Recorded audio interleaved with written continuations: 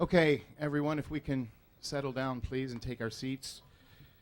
This is the moment that many of us have been waiting for. Just a word about the music that we just heard, once again, courtesy of Professor Mitch Strumpf. This is music that emphasizes Cape Town as an international port, an example of Malay people performing American music. Something that we thought would be particularly appropriate to the international theme of this particular occasion. Archbishop Tutu has asked me to restrict any introduction I make of him to one sentence because he certainly wishes to avoid any kind of biographical listing. I asked him for 2 or 3 sentences and he said that would be okay. So here they are. We are all aware of Archbishop Tutu's presence on this vessel. His career has, in its finest contours, been a striving to improve the lot of humanity. He is a man of purpose and integrity. We hope that this discussion will allow all of us to better keep him as a travel companion and inspiration for the rest of our lives. He would like to make an opening statement of a few minutes, so please welcome our honored guest, Archbishop Tutu.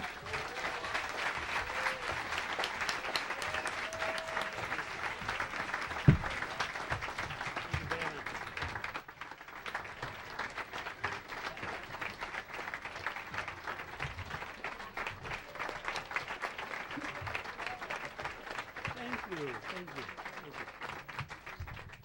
Good morning. I would say that was a lousy response. Good morning. Good morning. Slightly more enthusiastic.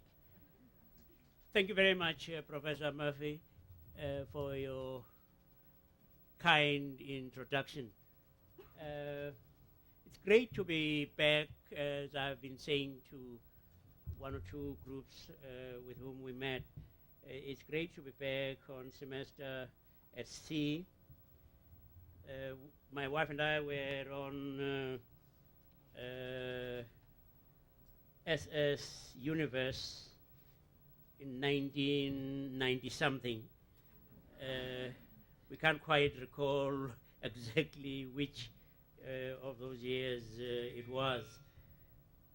Wonderful ship, the Universe, but it isn't in the same league at all with the Explorer. But the things that are maybe the same, even better, a wonderful crew, very solicitous and caring.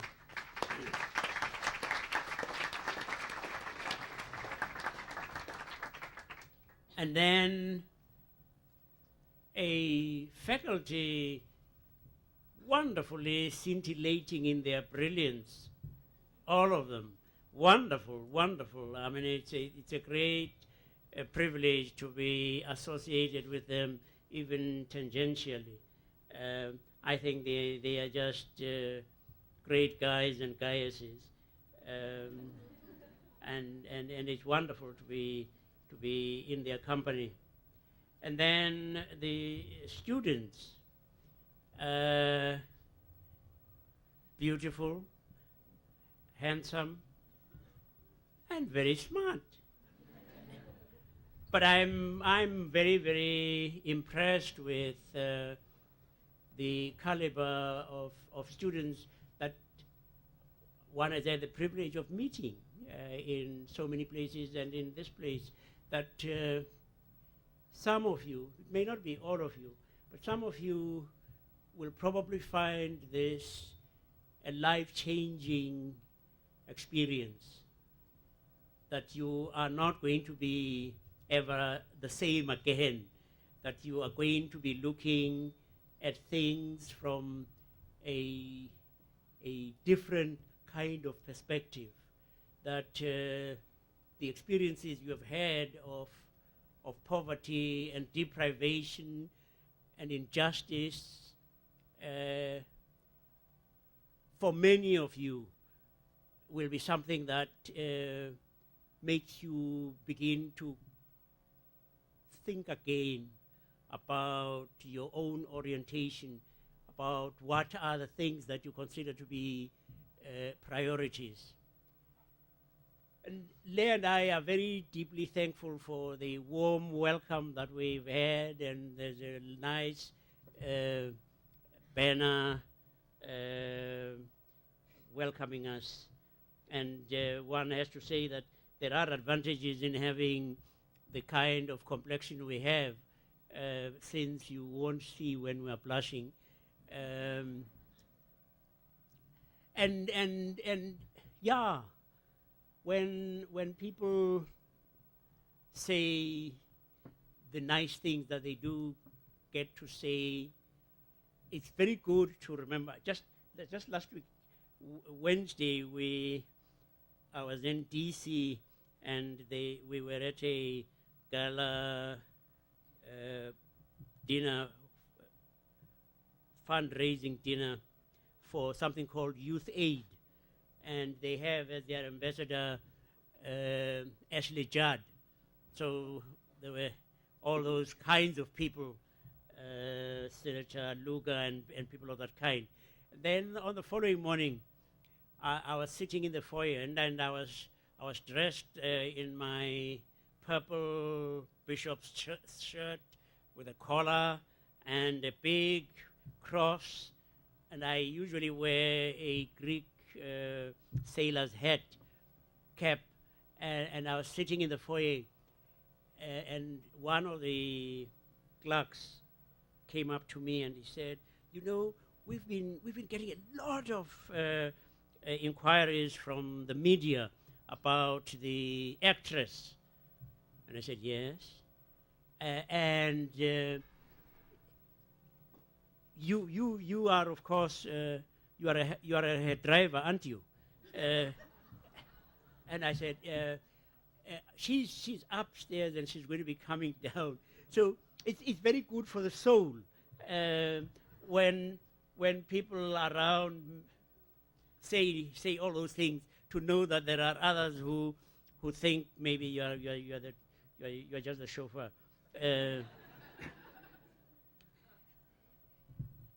I gather we are probably going to be talking a little bit about the Truth and Reconciliation Commission. Now, when somebody has made you mad, has made me mad, I think there are at least 3 possible ways in which we deal with that. Most times, it is that you want to give as good as you got. If they clobbered you, you are going to clobber back. That's what seems to be the most natural reaction of most of us. That somebody has hurt me, I hurt back. Somebody has hit me, I'm going to try to hit them back as well. I'm going to make them feel as rotten as I felt.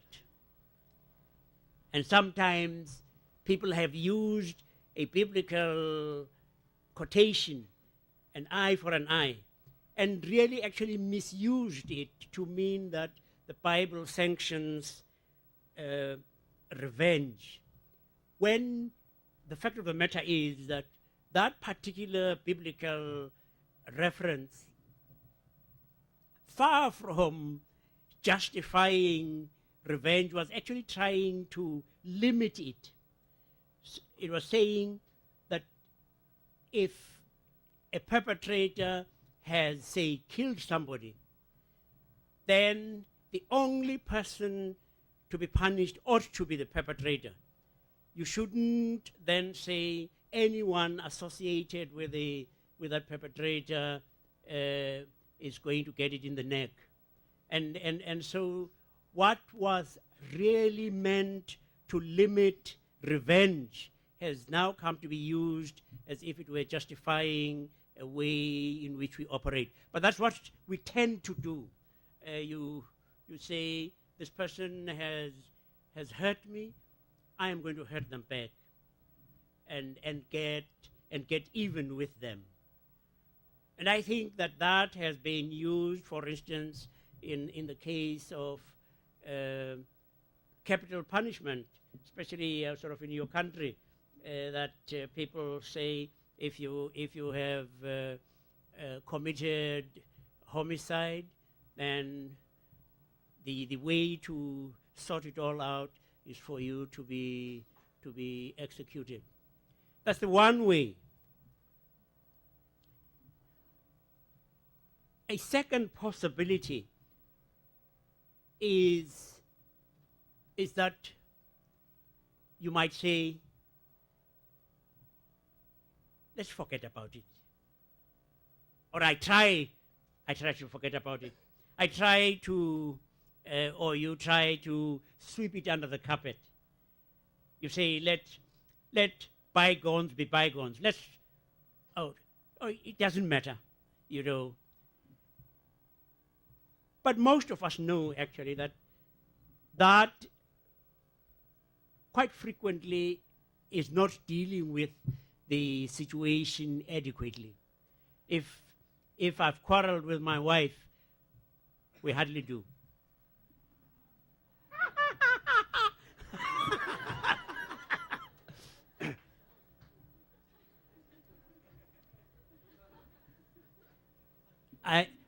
I hear this is what happens when somebody quarrels with their spouse.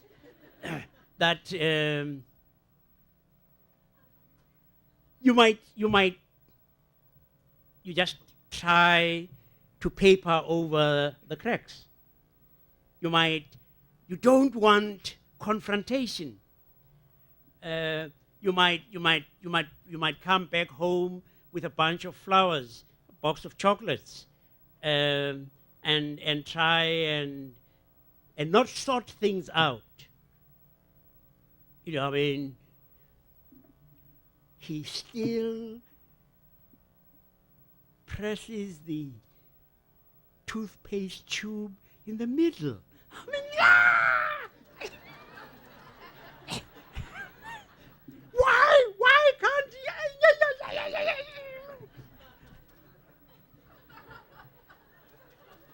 You don't, you.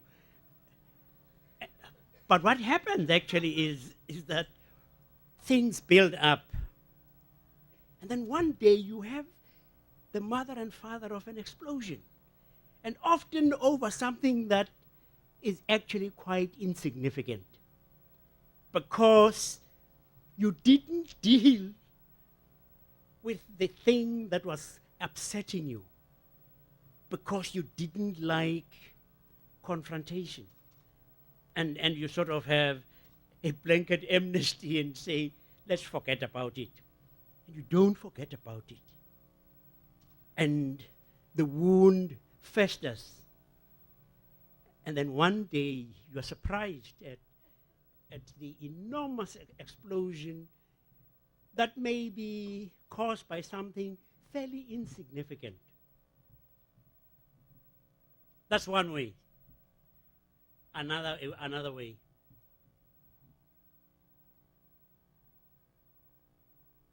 A more difficult way, actually.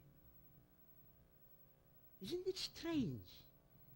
Very, very small little words in almost any language are the most difficult words to say. I'm sorry. I'm sorry. No, yes, you were right. Please forgive me. Incredible.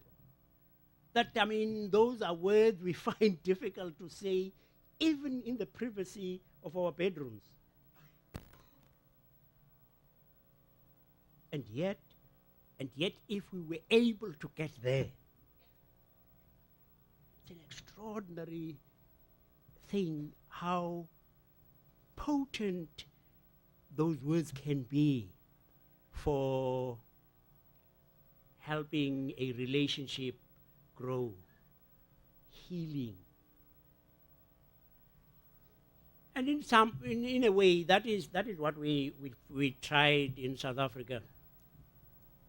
there were those who said, let's clobber these people who treated us so badly. And then there were those who said, nah, let's forget about it. Let bygones be bygones. And it never happens actually that bygones become bygones. And so we tried the third option,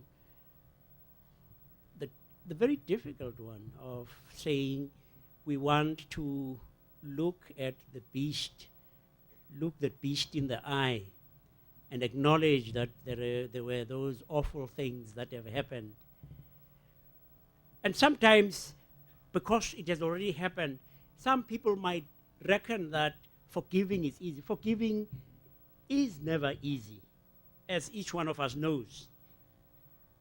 Forgiving is never easy. And I would reckon, that black South Africans probably had very many reasons for not wanting to forgive. And not just for the big instances of injustice and oppression. It was the niggling little things, the way they could humiliate you. I went to a store, I was a boy of 5 or 6, with my father, who was a headmaster, principal of a school. And we went into a shop. And the shop assistant was a slip of a girl. And she said to my father, old enough to be her father. She said, yes, boy. And I looked at my father and wondered how he must have felt to be humiliated in this fashion in front of his child. I got to know just how my father felt when I had, in my turn, children. I was telling some people, we were telling people yesterday that our last born was born in London, and so when we returned to South Africa, she was about 3 years of age. And we went to the beach in East London. You'll be sailing past East London on your way to India and so on. And we had segregated beaches. Blacks had the rocky, rather unpleasant part, but near it was a park with swings and a small locomotive and train for children. And as we walked past, Mpho, our little girl, said, Daddy, I want to go on the swing.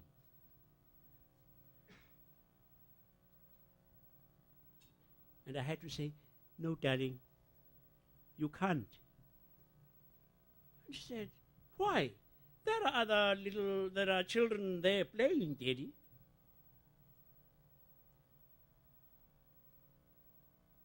And I knew how my father must have felt on that day when that little girl called him boy, because I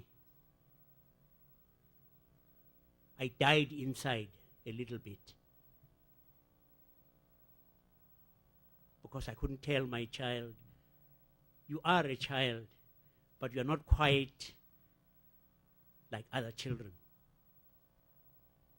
And we couldn't continue with our picnic on the beach and decided to go back home because the whole day had really been spoiled for us. So it's things of that kind. It's things like having road signs, public notices that say natives, meaning ourselves, black people, natives and dogs not allowed. No subtlety about what they thought about us, that our level was at the same level as dogs. Right. So it wasn't a straight forward issue that we would in fact be able to forgive. And the TRC happened. And it's a flawed process, a very flawed process. But it was the best thing to have had. And it has become, to some extent, the South African Truth and Reconciliation Commission, despite all of its weaknesses, has become a kind of benchmark against which other similar processes are now measured. And to some extent, we would say it has contributed to the fact that there is the measure of stability that South Africa is enjoying. But we have got where we have got, not in our own strength. We owe a very great deal to the international community. We owe a very great deal to those who supported us in the days of our struggle against apartheid. And one of the great privileges one has is being able to go back to places where you used to say to people, please help us. To go back now and say, we came asking for your help, you gave that help. Now we have come to say that help has made us free. And we want to be able to say thank you. And on behalf of the millions and millions and millions of our people, that is what we want to say. And we want to say even to you that young people, young students were amongst the most committed in our struggle, in the support of our struggle, and we're enormously indebted to you. And we want to say to you that you too can make a heck of a difference. That you too ought to be people who say, yeah, we dream of a world that is different. We dream of a world that is more compassionate. We dream of a world where people really care about one another. We dream about a world where war is no more. We dream of a world where people are going to share. We dream of a world where we know that unless, in fact, we do share, we'll never win wars against so-called terror. We won't win. I think this is about the only prediction I can make, and make without fear of contradiction. We won't win the war against terror until you, guys, ensure that there are no conditions in the world that make people desperate and make them therefore carry out desperate deeds of terror. That you are going to be amongst those who say, we're going to eradicate poverty. We're going to eradicate disease. We're going to eradicate ignorance. And we're going to ensure that our world is a world where each can walk with their head held high. Thank you.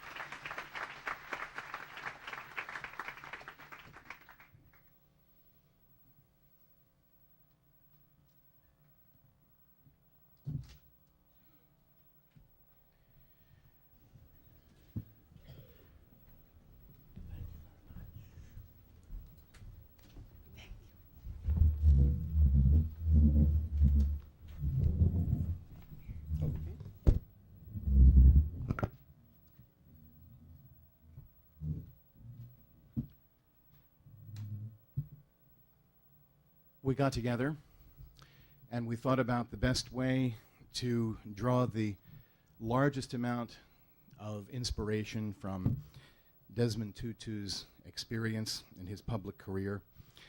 And we assembled a panel that I'd like to briefly introduce to everyone. We have 3 students, Shoshana,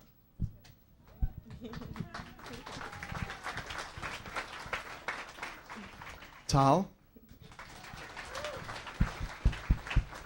and Emmanuel, and 3 faculty, Mitch, Michael, and Craig. Beginning with a discussion of the TRC, as the Archbishop's comments suggested we might appropriately begin. Beginning with a discussion of that, and Professor Abramson will begin the discussion. Before we do begin, though, I would like to offer a theme, if we could, and this is what we came together and thought would be a reasonable umbrella under which this discussion could occur.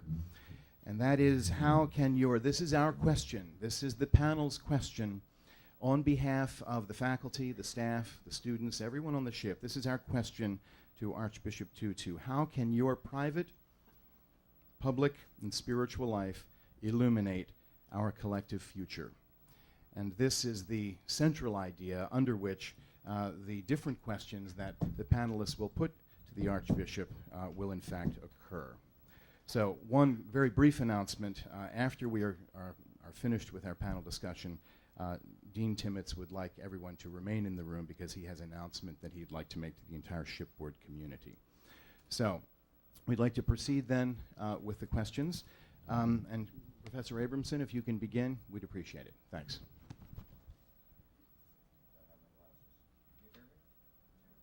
Might not be turned on. Switch. That's it. No? Yep. Now you can. Okay. And here is my, I want to make a statement first of all, Archbishop, and then I would like to ask the question. I have been a practicing clinical psychologist for the past 29 years, and I have worked exclusively